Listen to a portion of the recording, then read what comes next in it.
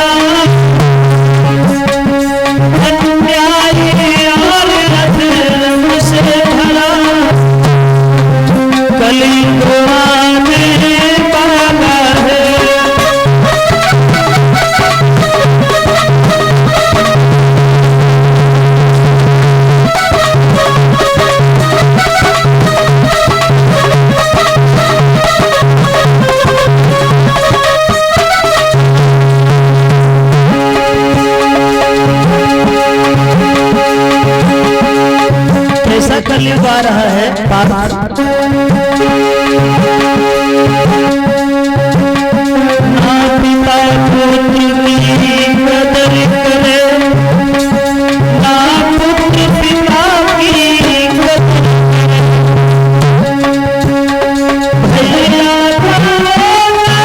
भैया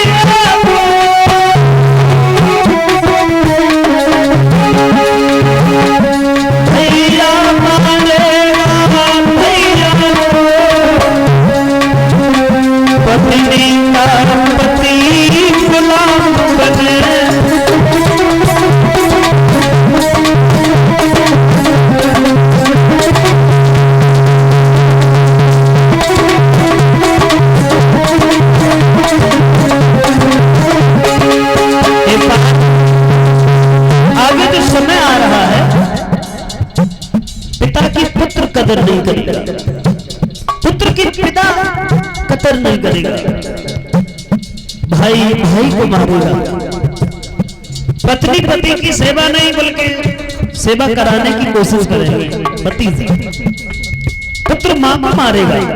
आगे जो समय आ रहा है तुम बता रहे हो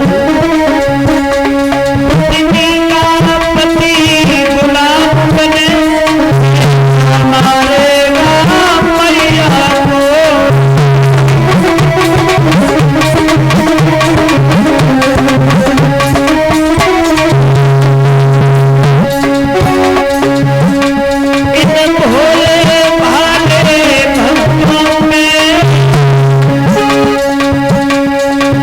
भोले भाले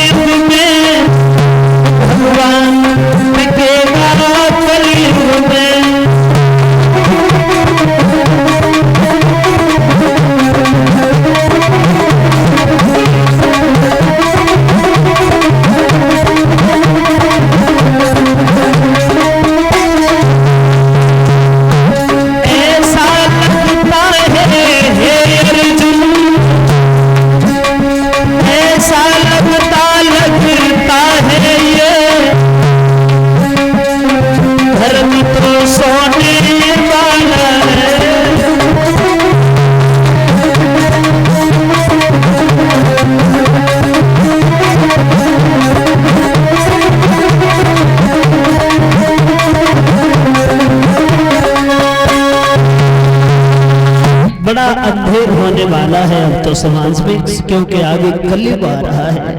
बोले हम क्या करें? कहा तुम करोगे क्या?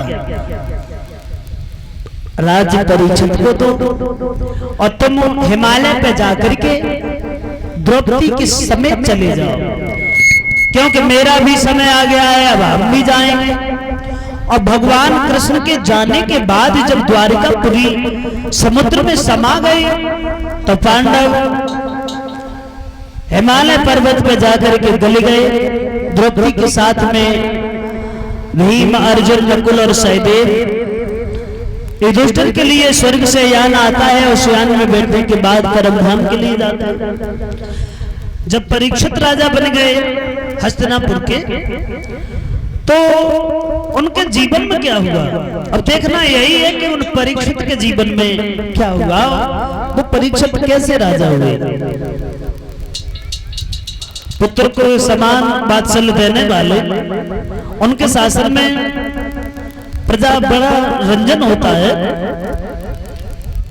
कोई भेदभाव की भावना नहीं है मन में, सब लोग बड़े ही प्रसन्न हैं। लेकिन एक दिन अन्य राजाओं की भांति अश्व पर सवार होने के बाद परीक्षित जंगल में शिकार के लिए गए। शिकार खेलते खेलते उन्हें संध्या हो गई, लेकिन शिकार कोई नजर में ही नहीं आया। तो सोचने लगे कि आज का दिन तो ऐसे ही चला गया लगता है। थोड़ी देर में देखा है कि सामने से झाड़ी में आवाज हुई तो धनुष उठा लिया, धनुष पे बाण रख लिया, और थोड़ी देर के बाद देखा तो दर से शिकार कोई नहीं, एक गाय भागती रमाती हुई आ रही है। और गाय अकेली नहीं है, उसके पीछे एक बैल है जो 3 पैरों से लंगड़ाता हुआ आ रहा है, और उसके पीछे एक काला कुरूप इंसान हाथ में मुकदल लिए जब भागा आ रहा है। गाय और बैल पे जब उसका मुकदल पड़ता है तो ये भूमंडल हिलने लगता है। परीक्षित ने जैसे ही देखा तो तलवार निकाल ली, जवाब दिया कि अरे कमीन, समझ क्या लिया तूने? कन्हैया और अर्जुन चले गए, धर्म की रक्षा करने वाला कोई नहीं? तुझे नहीं पता है अभी।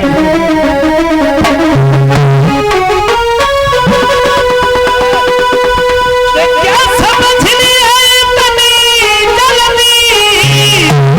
पार्थ का जमाना बीता है, मूर्ख पार्थ नहीं ना पार्थ समो।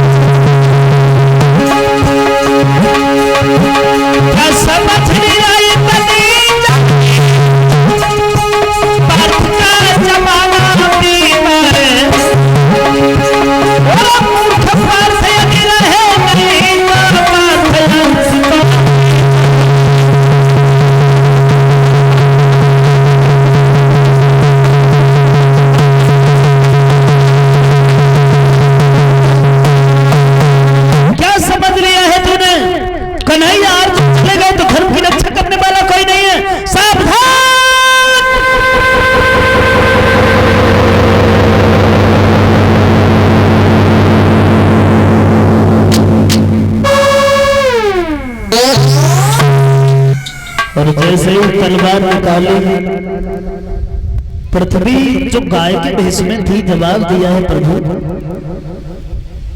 कौन हो आप? क्या नाम है तुम्हारा? जो हमारी आवाज सुनकर के हमारी रक्षा करने के लिए आगे बढ़।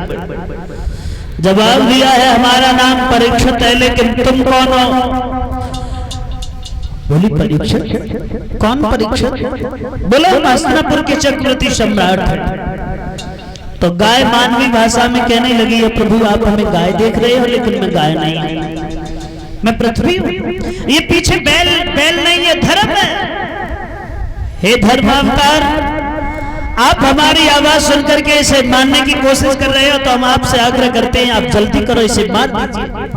ये काला कुरूप इंसान देख रहे हो, इसका नाम कलयुग है। जी ने 4 युगों का निर्माण किया था, सतयुग, त्रेता, द्वापर और कलयुग। इसके 3 भाई इस जगह पे शासन करके चले गए। पाप नहीं हुआ, हुआ तो अंत में किसी ने अवतार धारण किया। बाद में उस भार को मिटा दिया, हमें कष्ट नहीं हुआ। अब इसका नंबर आ गया है, इसने आते ही आते भाले डाल दिए। फिलहाल ये अवस्था है, तो आगे आने वाले समय में क्या होगा? जो ये बात सुनी तो जवाब दिया, इसके शासन में क्या होगा? बोलिए, आप पूछ रहे हो क्या होगा? अत्याचार, अनाचार, अधर्म के अलावा कुछ है ही नहीं इसके शासन में। अरे हुई जावे वो थारा मोरा बाना है, दीने को चाहना खाना रे।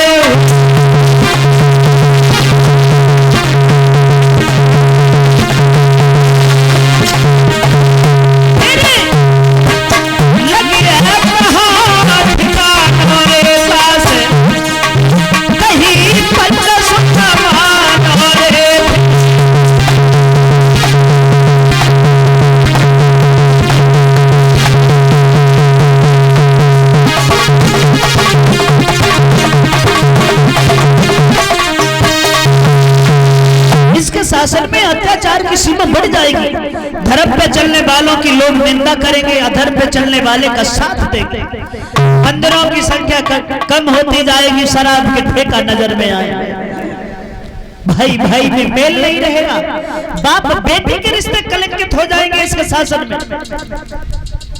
राजा अपनी प्रजा को पुत्र के समान तो क्या कुछ और ही मानने लगेगा इसके शासन में। इसका जिंदा रहना उचित नहीं होगा भविष्य के लिए। परीक्षित ने ये शब्द सुने, हाथ में तलवार उठाई और जवाब दिया, अगर ऐसे कमीन को तो फिर समाज में रहने का कोई अधिकार ही नहीं है। आगे बढ़े तो कलयुग ने फिर दोनों हाथ जोड़े, रुक जाइए महाराज, आप राजा हो, लेकिन राजा को एक पक्ष का सुनने के बाद न्याय करने का अधिकार कहाँ है? पृथ्वी ने कह दिया, आपने मान लिया। अरे तुम्हें नहीं पता है, तुम्हें क्या लगता है कि हमारे अंदर सारे अवगुण हैं, कोई गुण नहीं है? हमारे अंदर गुण है। क्या गुण है? बोले हमारे अंदर वो गुण है जो सतयुग, त्रेता और द्वापर में नहीं थे। हमारे अंदर सबसे पहला और सबसे अच्छा गुण तो एक है, वो क्या है? सुनो, पहले कि कलयुग के बलि नाम आधारा,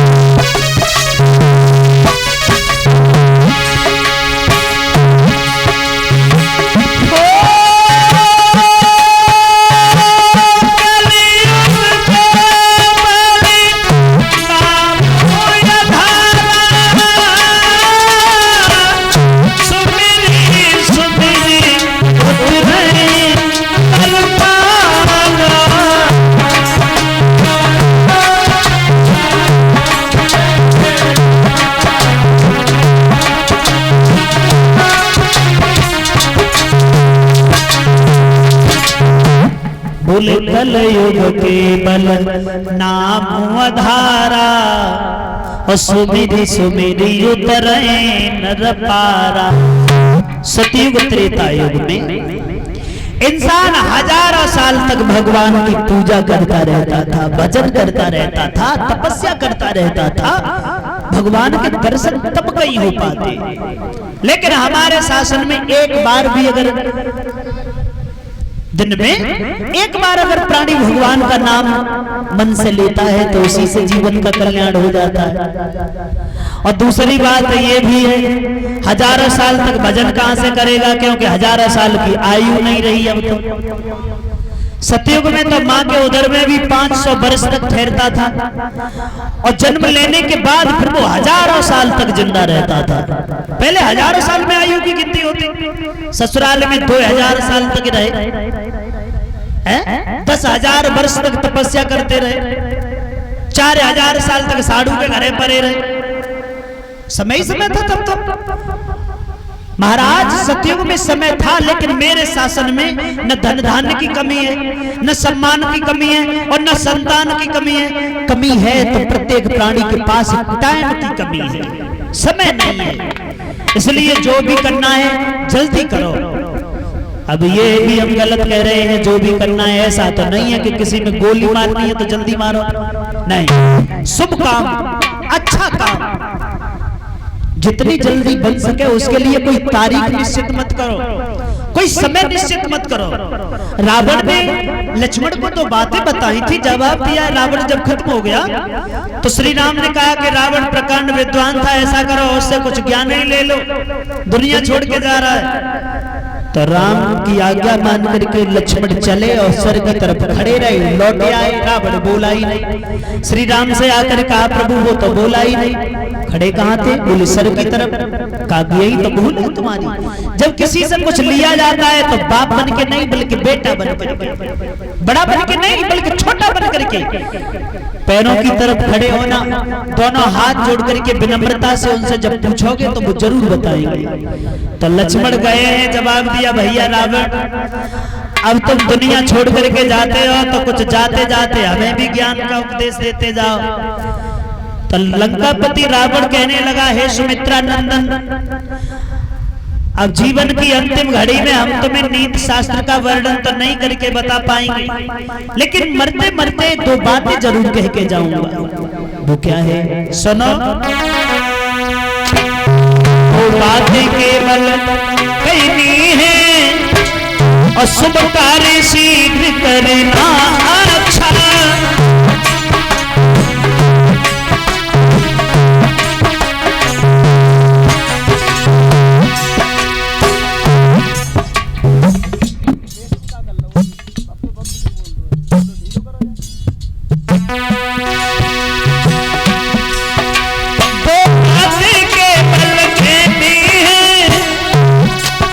शुभ कार्य शीघ्र करना अच्छा, अरे गलत काम को टाल सको उसका सदैव चलना अच्छा।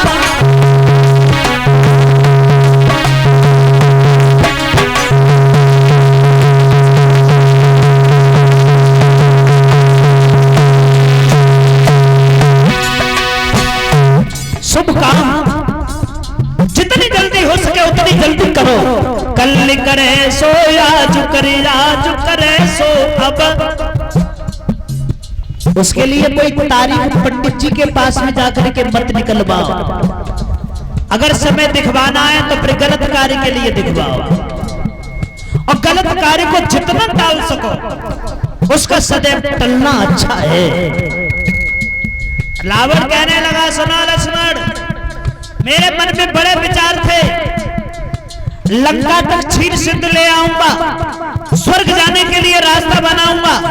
आजकल करते करते गलत कदम उठा दिया, सीता का हरण कर लाए। नतीजा ये हो गया कि आज श्री राम के द्वारा हम दुनिया छोड़कर जा रहे हैं, तो दोनों कार्य हमारे अधूरे रह गए। सोचा था मैंने लंका तक क्षीर सिंधु ले, ये भी सोचा था हमने स्वर्ग की राह बनाऊंगा।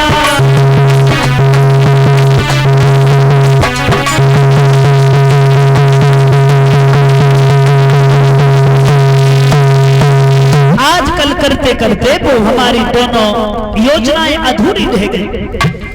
इसलिए जो भी करना है जल्दी करो, समय कम है। प्राणी कह देता है अरे कर लेंगे, भजन भगवान का बहुत जिंदगी है।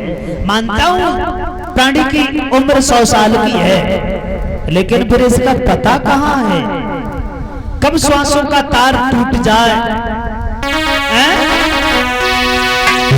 जाता है अपनी मौत से और कोई बसर नहीं, जो सामान 100 बरस का है बल की खबर नहीं। सामान 100 है बल की खबर